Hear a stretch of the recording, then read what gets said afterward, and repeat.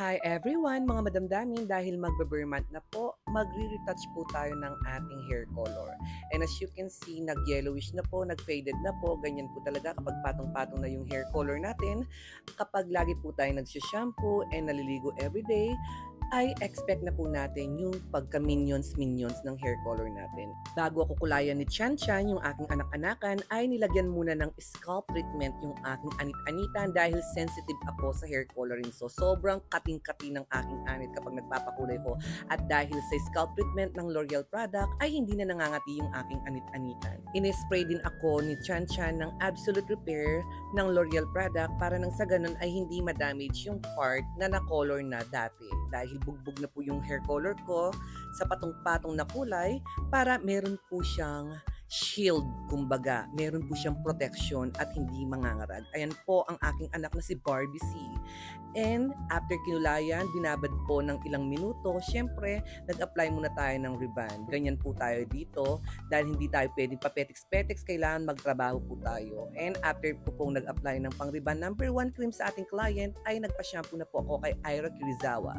After po natin pinashampoo, ay ipapa-blow dry muna natin kay Aprilyn Kisses ng 40% lamang po. At ilagay na po natin ng 4-in-1 treatment, yung pang Brazilian Botox po natin. Ayan, in-apply na po ni Aprilyn Kisses yung aking buhok-buhukan at binabad po natin ito ng at least 30 minutes sa infrared. And habang nakababad po ako, ay meron na po tayong nakatiwangwang na client. Kung wala naman po kayong infrared dito mga madamdamin, okay lang po yan. Dahil ang infrared ay nakakapagbilis po para ma-absorb po kaagad-agad yung treatment. Kumbaga, waste of time sa mga nagmamadaling mga client po natin.